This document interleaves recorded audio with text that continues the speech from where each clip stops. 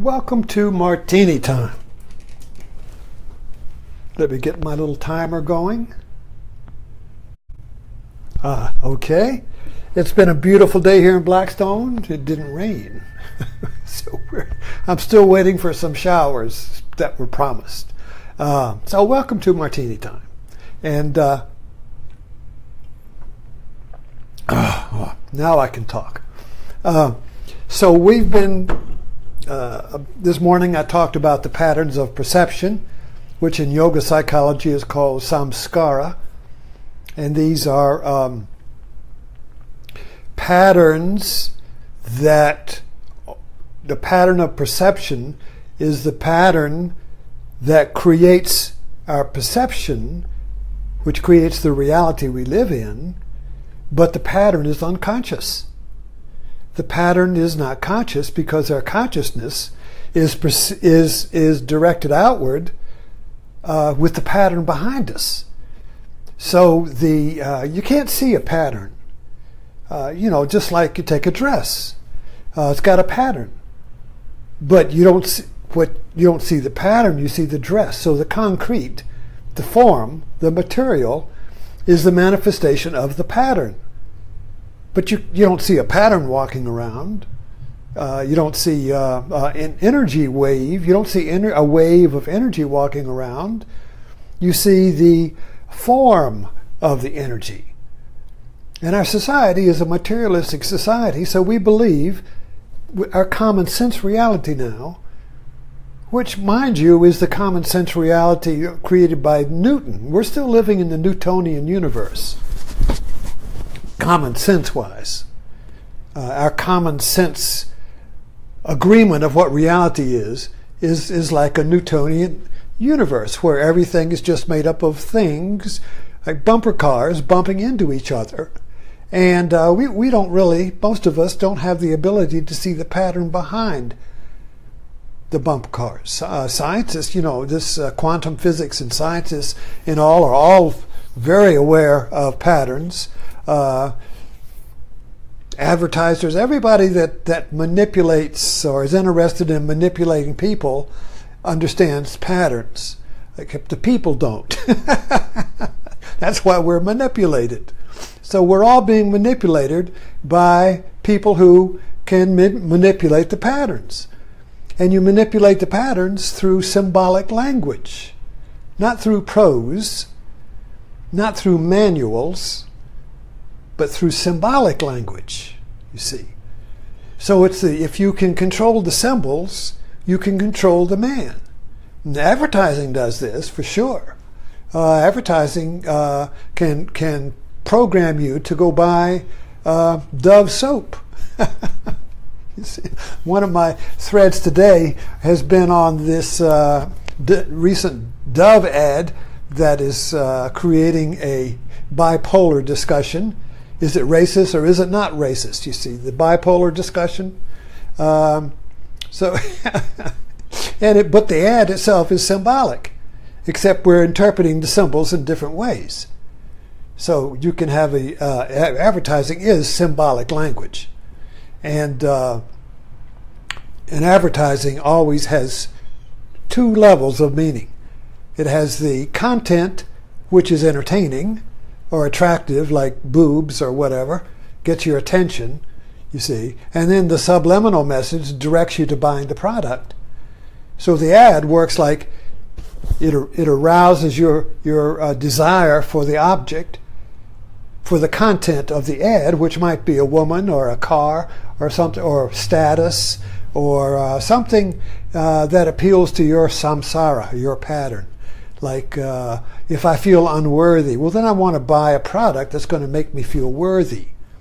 If I feel like I need power, I'm going to buy a product that gives me that feeling of power. But the feeling of power is delivered by the advertising. So the advertising awakens my feeling of power, and then the product is slipped in there and said, okay, subliminally, if you want to keep that power, you want to keep that feeling that the ad gave you, go buy this product. And so we find ourselves unconsciously attracted to that product. That's the way it works. It's a magic act. you see, particularly in eroticism. Sex and eroticism arouses desire, and then the pacifier is stuck in the mouth. You see, it's kind of like the baby sees the boob, and then you get a pacifier. Suck on that. Suck on this car, kiddo. Suck on this gun. Whatever the product is, it's a pacifier to pacify the desire aroused by the advertising. And politics does that. Politics is advertising. We live in a sea of advertising. Everything is advertising. Billboards, everything. You can't do anything without an ad tagged on it. You can't do anything that isn't advertised for an alternative motive, you see. Advertising is hypocrisy.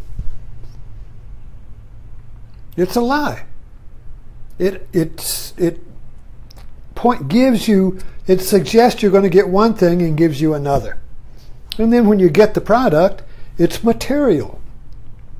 And it didn't have the power in it to begin with, you see. The advertising creates an image that reflects your need for something you lack. It arouses, it makes the connection with that image, and then it directs you to, well, now you want to get that feeling. How do you get the feeling? You don't get it in the advertising. You got to go buy the product to reawaken that feeling, but it never does, because the feeling is not in the product. See, we all know that. When you are attracted to a donut and you just, oh my God, it's almost erotic. You want that donut so bad, but then you get the donut, you're watching TV. You don't even realize you're eating the donut. So the pleasure is not in the donut. The pleasure is in the removal of the desire for the donut. Oh, I got the, so there's temporary relief from the desire. So advertising awakens the desire, and that desire is painful. If you ever desire something, have you ever become mindful of it and just kind of looked at desire? I mean, is it a peaceful place? When you desire something, is it or crave something, is it peaceful? Do you want to rest there? No, desire and craving creates time. The object of creating is in the future somewhere, you see. And I want to get it. Why do I want to get it? I've been hypnotized to believe that the pleasure the object is offering me is in the object. But all the object is doing, the ad, is awakening desire. So now I want to get the product, but what I really want to get is the end of the desire. So there is a little high when you get the product, because the energy that was in the craving is now released.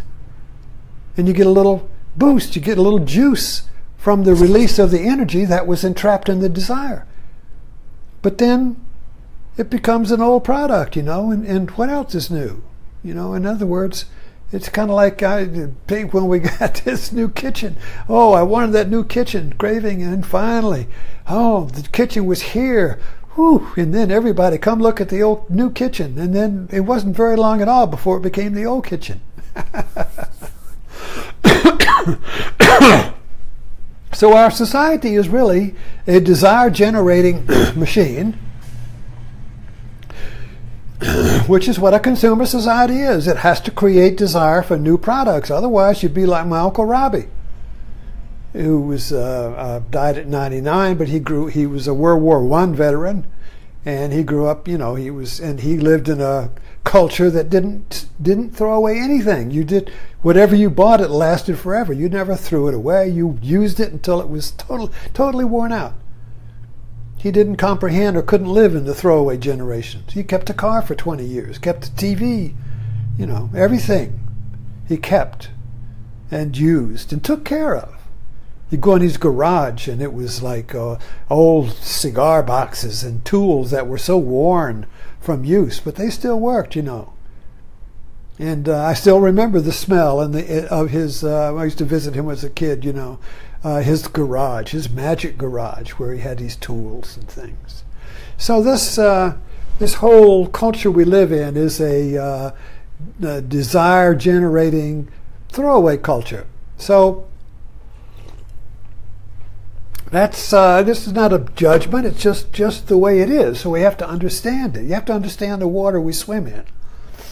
So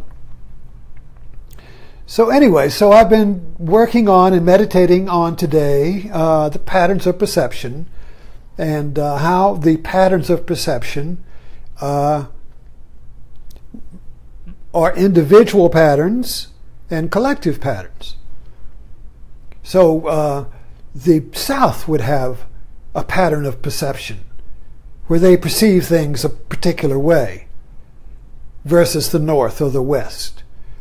And even then that would be like Russian nesting dolls. You would have subcultures within that. And then individuals, we all have patterns of perceptions or samskaras that we inherit from our parents. I inherited a sense of being unworthy from my father. See, he passed it on to me. And he was so in other ways these patterns are not consciously transmitted. The pattern is a subliminal or unconscious pattern, and it is our function, basically, as human beings, to become aware of the patterns. This is what the movie Groundhog Day was all about. We become caught in held hostage by a pattern of perception because it is repetitious. It's a tape loop. So anytime we're caught in a pattern of perception or a samskara, we can tell when we keep repeating the same emotional reaction to life, even though the content is different, the emotional reaction is the same. So you can almost predict how you're going to react to this person or this situation. Oh, I'm not going to like that. Okay, well, you won't. So the patterns of perception give us predictability over the future. I know how I'm going to be. Even though it's painful, even though I'm suffering, at least I know how I'll be, you see. So that known, gives us a place in this snowstorm of data.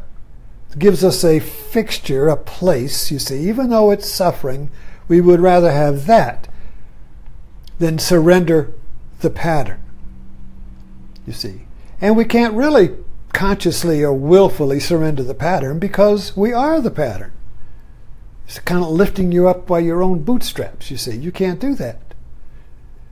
But the practice of mindfulness and the practice of Buddhism and these non-dual traditions basically are the awakening of the intention to transcend the patterns of perception and see reality as it really is.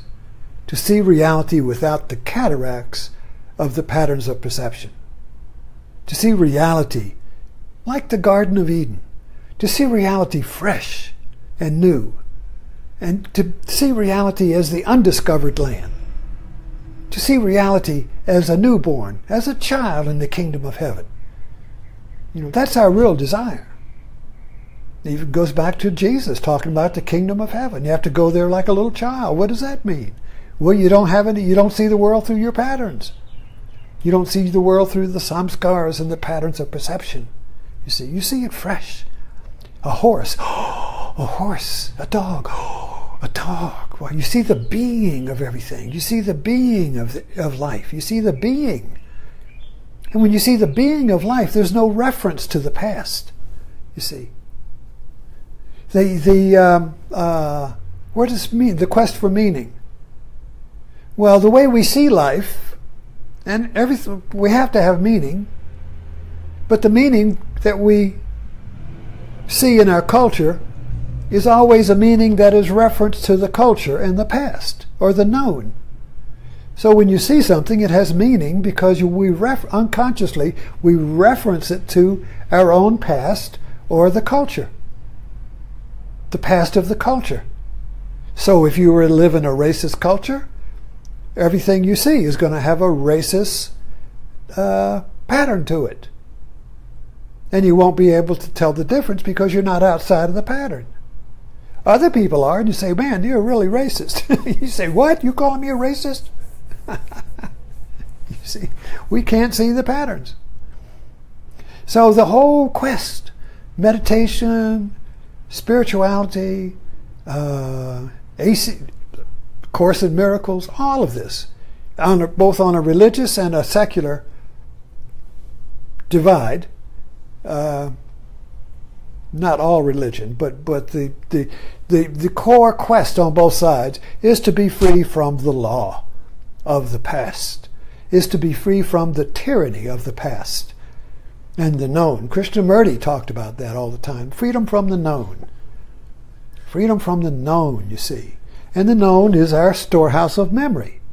And the known is controlled by patterns.